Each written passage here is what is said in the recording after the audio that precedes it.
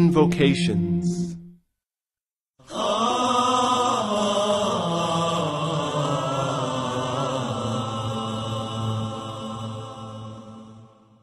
Abu Bakr As-Sidiyq, the Prophet, peace and blessings be upon him, said, I called all people to Islam. Everybody thought it over at least for a while, but this was not the case with Abu Bakr. The moment I presented Islam to him, he accepted it, without the slightest hesitation. Abu Bakr, may Allah be pleased with him, was born in Mecca to Banu Taym, a sub-clan of the Quraysh tribe. He was a merchant and highly respected as a judge. He also used to interpret dreams, and he was a genealogist. Abu Bakr was a very close companion of the Prophet, peace and blessings be upon him. So, he knew how honest and upright the Prophet, peace and blessings be upon him, really was. That is why he was one of the first converts to Islam. As soon as the Prophet, peace and blessings be upon him, told Abu Bakr about the revelation that he received, Abu Bakr believed him and immediately accepted Islam. The Prophet, peace and blessings be upon him, himself remarked, I called all people to Islam. Everybody thought it over at least for a while, but this was not the case with Abu Bakr.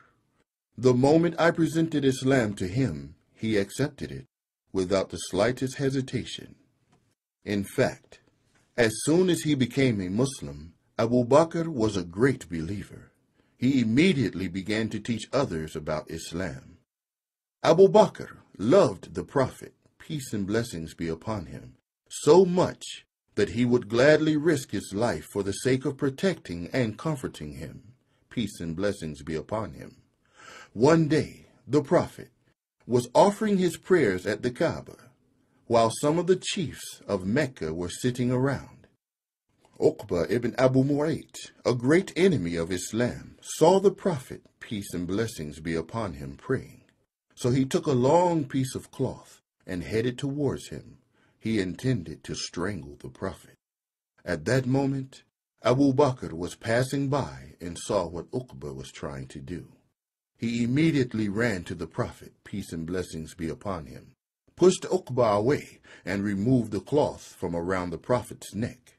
Seeing this, the supporters of Uqba, the enemies of Islam, started beating Abu Bakr ferociously. Abu Bakr, however, didn't mind being beaten because he knew that the Prophet, peace and blessings be upon him, was safe. The leaders of Mecca started a campaign of terror on the Muslim minority, especially the slaves and those who were weak. Abu Bakr played a great role in releasing the oppressed slaves from their masters. He was a wealthy man and used to spend his money to buy the slaves, then he would set them free. The Prophet, peace and blessings be upon him, gave Abu Bakr the title As-Sidiyq. This title has a special meaning.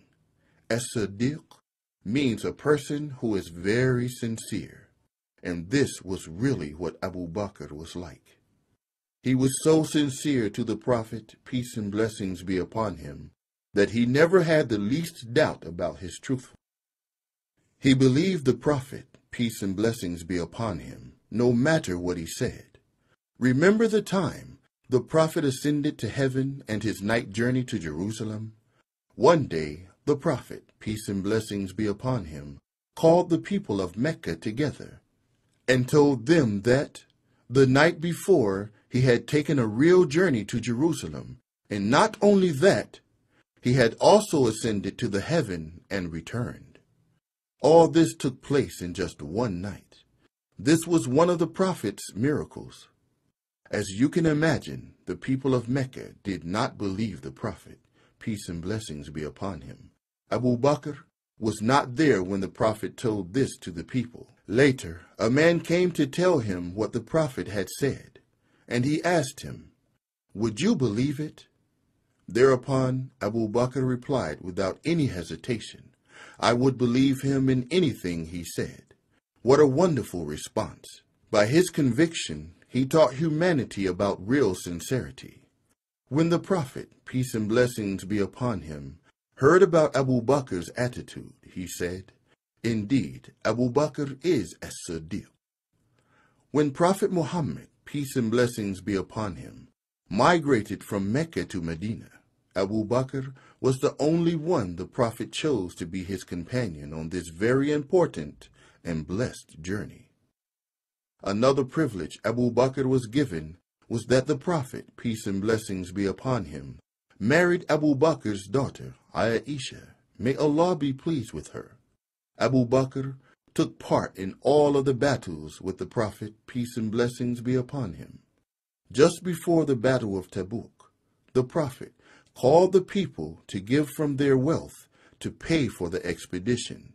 On this occasion, Abu Bakr donated all his wealth. He gave everything he owned to help prepare the Muslims for battle. He knew for sure that Allah would provide for his family. What great faith he had. His caliphate. The death of the Prophet, peace and blessings be upon him, was a great shock to all the people. Some just could not believe what had happened, while others became confused. No one knew what to do.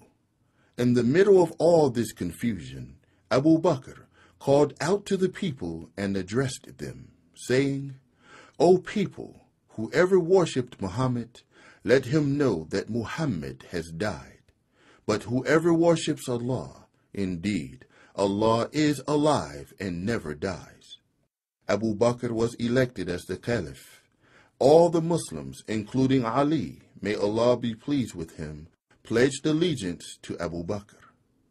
That means they promised to support him in every good thing he did. After the death of the Prophet, peace and blessings be upon him, some people with weak faith renounced Islam, and others refused to pay the Islamic tax. Zakat. If everyone refused to pay zakat, the poor people would not receive any help. Abu Bakr knew what to do. He dealt with the matter in a strict and serious way. He waged wars against any people who refused to give over the rights of the poor. Finally, everything settled down. After Abu Bakr won this victory, he began to take steps to protect Islam against its external enemies, the Persians and the Romans. Each time Abu Bakr sent troops out to fight, he would give them instructions to fear Allah, honor the enemy's representatives, and to never kill children, women, or men who had no weapon. His death. On the 7th of Jamad al-Akhir, 13 after Hijrah, Abu Bakr became ill. He had a high fever. The people tried everything they could think of to bring down the fever, but all in vain. It became clear to the aged caliph that his hour of death was approaching. Even in these last days, Abu Bakr was worried about the future of Islam. He wanted to make sure that nothing would go wrong after him. He spared no effort in settling down the violent storms of unrest that had broken out after the Prophet's death. He did not want this to happen after his own death.